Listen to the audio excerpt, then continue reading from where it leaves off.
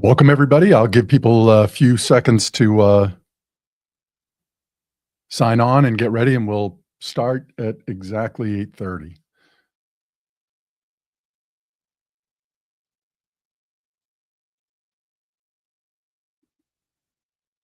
Welcome, everybody. I'm Patrick Verino. Thanks for joining me. I will tell you in 30 minutes, if you follow through these slides, I guarantee you your next accountability conversation will never sound the same again. You will listen to it differently. And that's really what this is all about. It's a model that I've created. It's really, I would say, more of a field guide to the book that I published in January of this year. I call this the accountability paradox. Why focusing on the wrong level of accountability drives teams further from solving the problems that they need to solve. Most organizations do not have an accountability problem. And that was one of the things that when I started talking about accountability, and I've been sort of looking at the research on, especially on this word accountability over the last 5 years. And if you do a Google trend on it, you'll see that the word accountability has continued to increase. But also, if you look at the data from Gallup over the last 5 years, you'll find that employee engagement, manager engagement has actually gone in the opposite direction. But it's actually, we're at a 10-year low for both, which for me, I think is not a coincidence. There's a correlation there between the two. The problem is not accountability, it's the level of accountability that a companies are or teams are searching for or living at is really what it is. And what we'll talk about today is really how do we diagnose that? Why are the first 3 levels of this creating what I would call underperforming results? And then what's one move that you can take really today that's specific and actionable that gets you closer to ownership and moving up the staircases, which is where you need to be if you're going to solve today's problems. So the accountability staircase, again, it's something that I've been using over the last 2 months with my teams. And I will tell you, I think even when I first introduced it, I was surprised how quickly this resonated with individuals in terms of identifying like, oh, we're at a level 2 right now, or I'm behaving at a level 3 right now. And really that's the goal of this, is to be able to quickly diagnose just based on your conversations. What you hear will identify what your level is. And again, to me, that's the most important thing. So we're going to talk about 5 levels.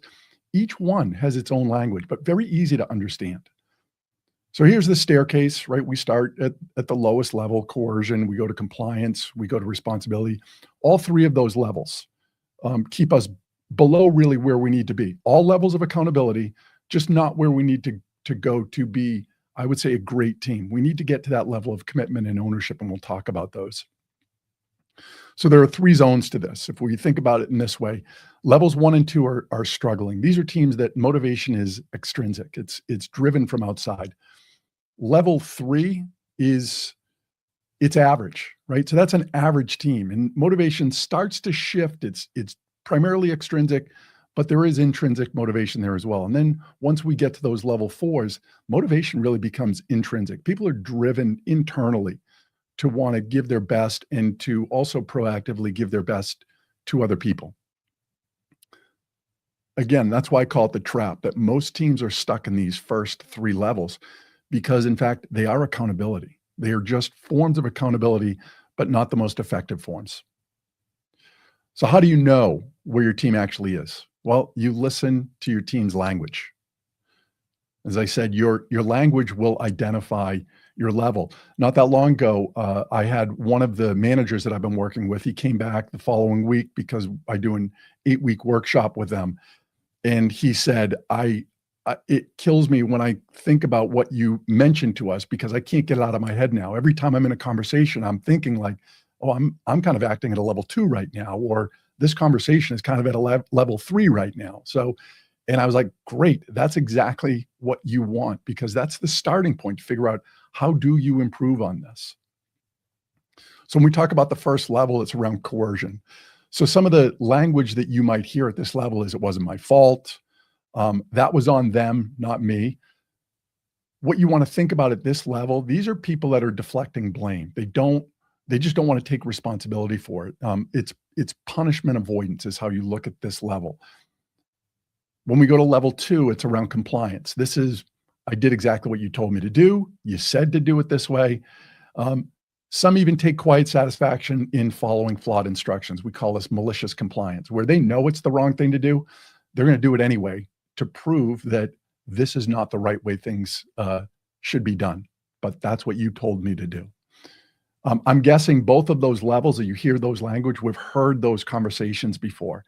Now, again, both of those levels are levels of accountability. People do things because they know if they don't, they're going to be punished, or they do it because they're just going to follow exactly what they were told to do. They're going to check that box, which is a level 2.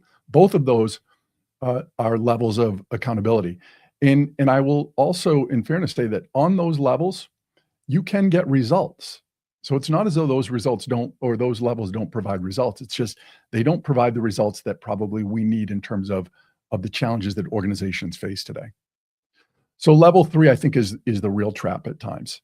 I got my part done. That wasn't really my area. That's somebody else's job. Why should I be doing somebody else's job? So in this, people take real pride in their lane, but the white space, all of this other stuff that needs to be addressed that really nobody has direct responsibility for, it gets lost. Nobody picks that stuff up. And that's the trap in this, is that I think about this from a sports team as well. You could have 5 solid athletes, really great in their lanes, but they're not playing as a team. And the example that I will often use is, think of a team that if they were to lose their game, that maybe one of those players says, yeah, I'm not really that interested that we lost the game because I had my best game, right? So my stats were great. I took care of my role. Other people just didn't do their parts. That's a level 3. So on a team, you can have people that are really proud of what they do, but they don't pick up the stuff in between unless they're asked, right? So they don't do it proactively. It's now when you get to level 4, the language changes. You now go from really an individual-centered language of I to a we, right? There's a commitment to the group now. So how are we going to solve this problem? Whose fault it is doesn't really matter right now. This is about finding a solution. It's sort of like, now what? Yeah, it was your fault, but we're past that. How are we going to get past this? And again, it's not to say that teams might not fall into that blame for a little bit, but they quickly get out of that to realize that that's not going to get them where they need to go. They need to focus on solutions, and you can see the language becomes collective and not individual here. So when we get to level 5, this is really the highest point. And when we're at level 5, this is really, if level 4 is about owning problems together, level 5 is really about owning the mission of the organization together. This is what we stand for. This is when people don't even need to be asked. They do it on their own. The mission drives the behavior. The organization's purpose is, as I say here, is personal. They take this stuff personally. So I say it this way: one meeting, every voice in the room is mapped when you do this. And if you do it that way, as I mentioned before, you will never hear a meeting the same way again, especially around accountability. You will pick up these things when somebody's saying, I did my part. You're like, okay, we're in kind of level 2 right now. Here's the caution with this, though, that I want to bring out, is that, well, this is meant to sort of identify as a team how we might be showing up just in terms of what the bulk of the language is like. This is not meant to just label individuals as, oh, they're just a level 2. It's also a diagnostic mirror, especially if you're the leader of the group, to reflect on how your behaviors are contributing to others' levels, and they do. Now, in the work that I do with individuals, I sort of position it this way. I say, I think that probably 15 to maybe 20% of individuals on a team in an organization, that regardless of what I do in terms of how positive my behaviors might be toward them, they're somebody that is just not interested in going anything above a level 2 or a level 3. And depending on the industry, maybe that's okay. There's another segment of individuals, a demographic, that I think are on the other end of this, that their DNA, that regardless of how they're treated, have too much pride in terms of what they do, that their name is attached to things. So they're going to go to a level 4 or 5 just because, again, there's an internal drive in them. But there is this middle that I would say is probably 60 to 70% of your employees, that what I would call is the malleable middle. And these are individuals that they are shaped based on the behaviors that they experience. With that said, we can move them in either direction, going up or down the staircase, and it's all based on how we treat them. That's going to be the most important thing here, is how do we treat these people, right? And that all goes into behaviors.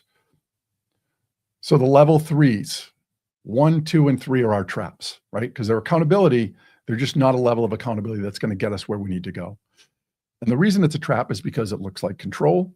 People complete tasks, metrics get established, meetings get set. It looks like it's a successful strategy to getting where we need to go, to solving problems. But here's what's actually happening. Problems get identified. Nobody wants to touch them unless they're assigned. So that's what I mentioned, that level 3. Somebody takes pride in what they do.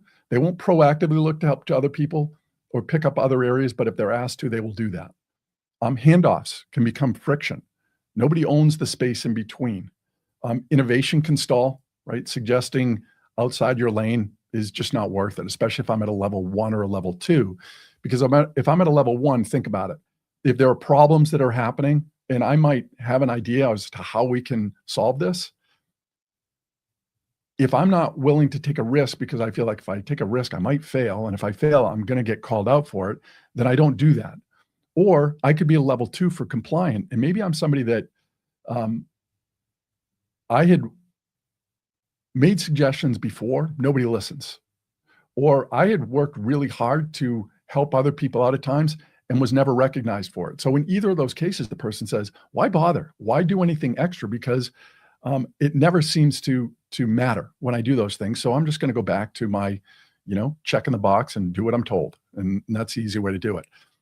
Also, what happens is your best people, they will quietly disengage. And I would even argue that at some point, your best talent will leave because they won't be able to tolerate being in an environment where other people don't have the same level of drive to want to do their best.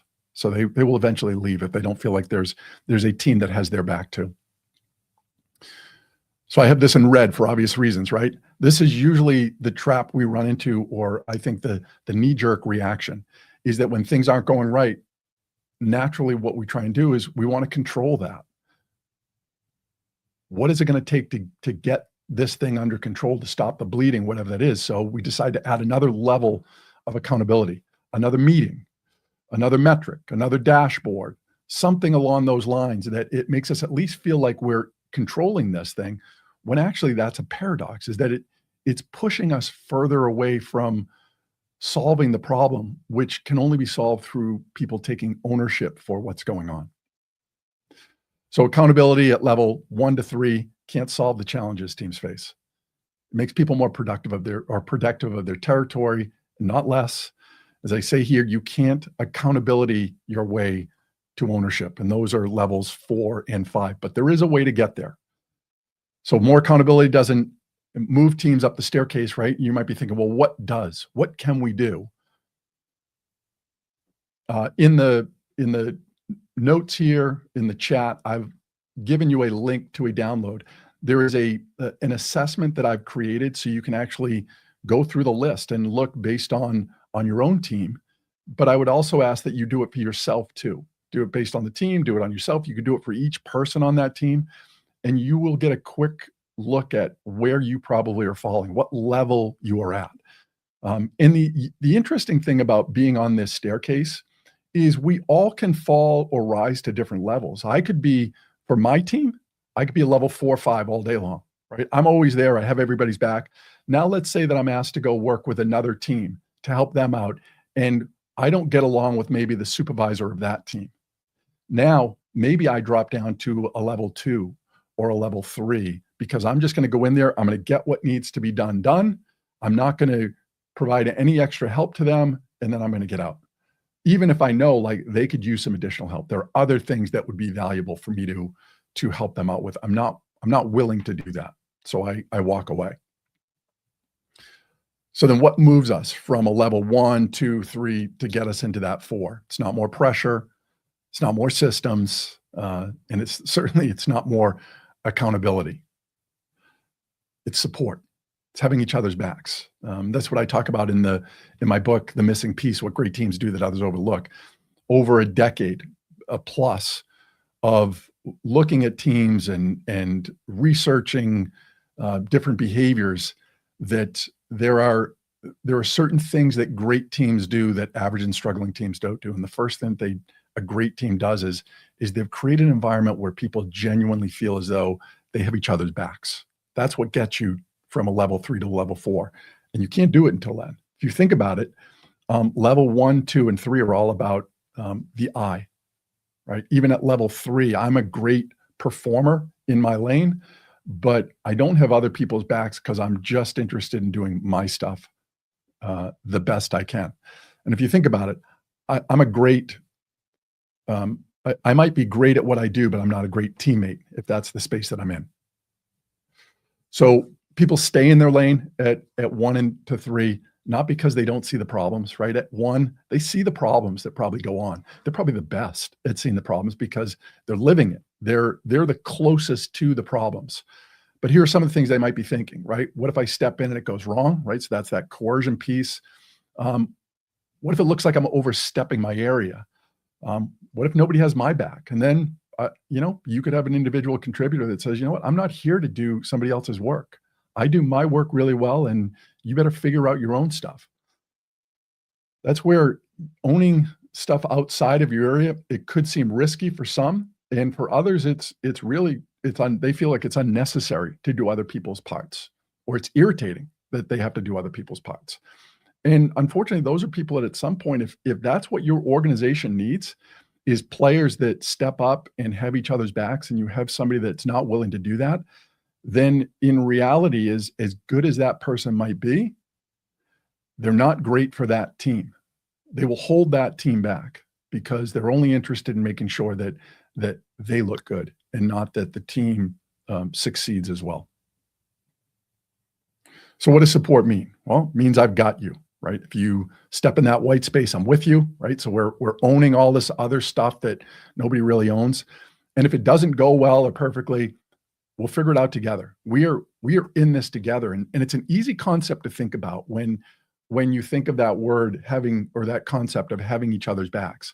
Anytime you think about somebody that has your back, if they need something from you, you're probably more than willing to want to find a way to help them out, as busy as you might be.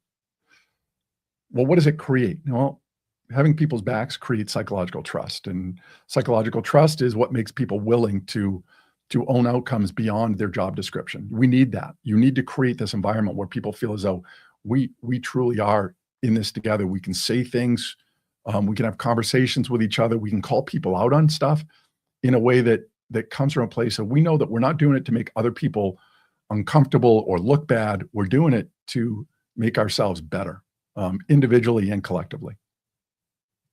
So what does support look like when we talk about this? Well, there's a lot of different ways that we can do this, but publicly backing someone when they take initiative, right? So you encourage that going forward. Asking how you can help, as opposed to, why didn't you finish this? Stepping into the white space yourself. So you lead by example, right? Modeling initiative and demonstrating that it's safe to do that. Now, the last bullet point here, I've mentioned 4 behaviors that are part of a model that I created over 2 decades ago called Cables. And it really is a foundation for what I do, because it's all about building relationship bridges with individuals. And every relationship you have with somebody else is really an individual bridge, every single one of them. And there are 6 behaviors, and 4 of them I mentioned here. One is appreciation, that when we recognize other people, either for what they do, their accomplishments, the effort that they put in, their contributions, then we're creating a level of support. When we create belongingness, right? When we're trying to include people, always looking for ways to stay collective as a group, then we're naturally building on that. We have each other's backs. Listening, a vital one, and I call this authentic listening. And authentic listening really involves 4 different components that I talk about. One is that we listen with our ears. And when we listen with our ears, we're listening for tone of voice, word choice that people use, all of those things. Anything that's the volume at which somebody speaks, the speed at which they speak. You're picking up on that stuff, right? That's the first way that we listen. We listen with our eyes, and we're looking for body language, facial expressions, anything that doesn't align with what the words they said are. The next is we listen with our mind, and that is really about listening to understand and not just to respond, which is really where a lot of us, especially when there are things that we are very passionate about and somebody has a different opinion than us, it can be very difficult to listen to them in that way. But very important, and I once heard this and it has stuck with me, is that when you think about it this way, the only time we will ever learn something new is when we listen. That's it. Other than that, anything that comes out of our mouth, anything that we write down are all things we already know. If it comes out of our mouth, it's already been in our brain informed that it's something that we already know. The only time we will ever learn something new is when we listen. And it's either we listen with our ears or we read something. That's another form of listening with our eyes. But it all is about how we approach things when we listen with our mind at that point. The last part in terms of authentic listening I talk about is we listen with respect. And listening with respect is that we give other people the same level of listening that we would want from them. I don't cut people off. I don't dismiss people. I don't insult people. I listen. That's the last part of that we do. So when we move on from listening, we talk about empathy. And empathy is about imagining being where somebody else is. And what's interesting about that, I wrote an article not that long ago around empathy to say that I think at times empathy has an image problem. And if there's one of the things that I've seen in terms of the image problem is that people have misunderstood that to empathize with somebody means I need to agree with them, and they're not the same thing. To empathize with somebody just means to imagine being where they are. Suspending my own judgment and imagining where they are and why they might think the way that they do. That doesn't require me to agree with them. It just requires me to suspend my own judgment, beliefs, and really try and look at it from their perspective. So those are the 4 out of the 6 cables that really are most relevant, I think, to creating the support piece of having each other's backs. When we do those 4 things and we model those, we naturally create a team where people genuinely feel as though we have each other's backs. Because if you think about those 4 things, if you're modeling those 4, you're naturally demonstrating to other people you have their backs. You're recognizing them. You want them to feel as though you're part of this team. You're listening to them and you're empathizing with them. You can't do better than that in terms of building a strong team, or a great team for that matter, right? So as I mentioned here, support is the first of 3 moves. Go support, celebrate, challenge. In that order, sequence matters. Too many, when we talk about struggling and average teams, they jump to challenge first, right? They just want to add another metric, but they haven't earned the right to do that because people on those teams generally don't feel as though other people have their backs. They haven't listened to them. They haven't recognized them. They don't understand what they're dealing with, right? They don't feel included in terms of a group. When that happens, challenge without support feels like criticism. When support is present, it feels like an invitation for us to grow, to get better, which is really what we're trying to do. And again, that's where the book, The Missing Piece, sort of picks up on this. The accountability staircase, again, to me is the field guide that helps you identify how do you get the best out of the missing piece, which is really your master blueprint to building that great team. So your one move before your next meeting, here's your challenge. Find one moment to publicly have someone else's backs. When someone takes initiative, especially those outside of their lane, find a way to recognize it and reinforce it. That's one challenge that you can do just this week, right? That's how level 1 and 2 and 3 teams, they start becoming level 4 and 5 teams, that they're looking outside of themselves to have other people's backs. So if you want to go deeper in this, again, the staircase is there. The diagnostic is there. I hope you have a chance to download that. If you want to go deep in this, I would love having a conversation with you on this. It won't be a sales call. It will be to understand what you're doing and how you might be able to leverage this thing even more. What I want you to remember is great teams don't exist at levels 1, 2, and 3. Struggling and average teams do. They never have become great at those levels. And no amount of accountability pressure is going to move a team up the staircase. Only adds weight to a team that's probably already stuck. What moves them is support. having each other's backs. That is the bridge that's going to get you there. So your next meeting is going to be your diagnostic. Listen differently so you can respond differently. That's it. Listen differently so you can respond differently. Final slide here is to go build something great. And to do that, challenge yourself to rise above your best. Hope you found this to be valuable, and have a great day.